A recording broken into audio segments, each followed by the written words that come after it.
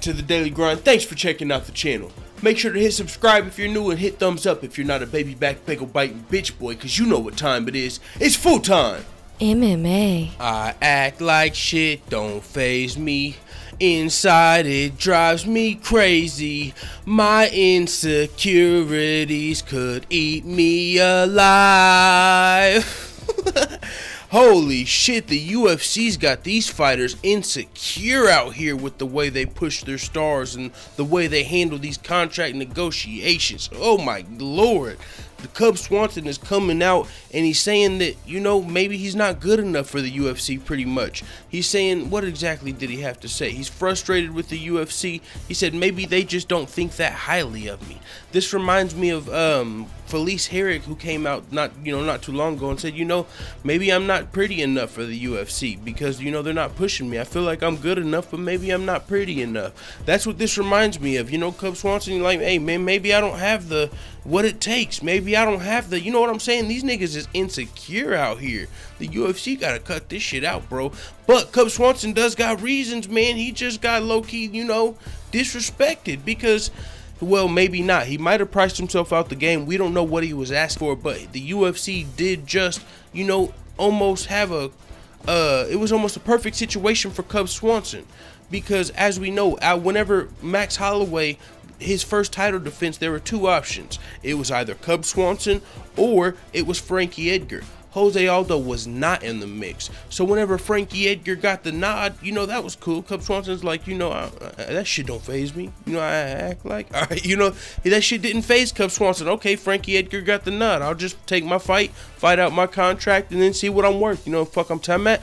Well, now Frankie Edgar got injured. He's like, oh shit. Like, if you've seen Cub Swanson's Twitter response, he like posted like this gif of like this dude looking over like, oh shit, did this really just happen? You know, like he was excited, like this means I'm gonna get what I'm worth. They're gonna call me up and give me that contract. I'm gonna get the fight. Frankie Edgar's out. I'm the only other option, right? But no, unfortunately, out of left field, they got Jose Aldo came through. You know, he's getting a rematch. He's fighting on, you know, short notice, and Cub Swanson's like, why wouldn't you just give me the fight, dog? It was, I mean, what the fuck's going on here? Do y'all not want me? Do you not want me to be the champion? Like, what, do I not deserve the fight? How does Jose Aldo come out of nowhere and skip me? You just don't want to pay me? Am I not worth as much as I'm asking for? Shit, he probably feels like he's not asking for too much. He just wants what he's worth. So, you know, with this decision, it's like, damn, they must not feel like I'm worth that much. Got a nigga insecure and shit. But my advice to Cub Swanson is, hey man, the UFC, they haven't been making all the best moves, and they can't push everybody. You know, a lot of people feel like they're not getting their worth at the UFC, but the thing is, Cub Swanson, the advice for him is he's still got, you know, keep your focus on Brian Ortega. He's got a main event fight coming up, and it's the last fight on his contract, and it's a ranked UFC opponent, and he was talks for fighting for the title. Cub Swanson's still in a very, very good position. Even though the UFC is telling, you know, he might not feel like he's good enough for the UFC, he is one man's trash is another man's treasure. Cub Swanson could be a motherfucking star in Bellator, because it's not a situation where a guy, oh, this guy's washed up, he's going to Bellator, you know, oh, that's why. No, this is a, I'm worth more than I'm given. I'm a motherfucking featherweight contender, and these dudes are looking past me, so I'm gonna go over here, become the featherweight champion, plus get paid what I'm worth, plus get sponsors, and then, you know, I'm gonna be, you know what I'm saying, he can be over there the Don of motherfucking Bellator. In the UFC, clearly he feels like he's getting disrespected. I mean, there's a whole expose, or well, not an expose, but a whole fucking interview he did with the MMA Hour where he vented these frustrations, and he talked about pretty much a lot of the stuff I said, so I'm not gonna read it all. You can either go listen to the full interview on the MMA Hour from last Monday, or you can just fucking eat a dick. No, it is what it is, man. Not much more else to say here, except for I was shocked whenever they chose Jose Aldo over Cub Swanson.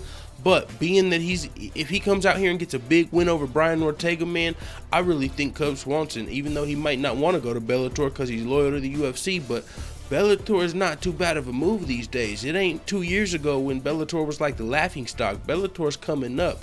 Bellator's got Rory McDonald. Bellator's having motherfucking heavyweight title tournaments and stuff, even though those guys aren't, you know, you guys. Like Cub Swanson, I believe he's a serious, legitimate contender. I would love to see Cub Swanson go over there and fight, who's the champion? Is it one of the Pitbull brothers? I mean, he could fight Benson Henderson over there. He can go up to 155, fight Michael Chandler. There's all type of fun fights over there at Bellator. Man, nobody complains about their treatment over there. Scott Coker don't make people insecure. He makes motherfuckers feel extra secure. Like, hey, damn, I didn't even know I was worth all this. What the fuck, you know what I'm saying? With that being said, man, it is what it is. Let the full-time family know what the fuck you meant in the comments. I'm out.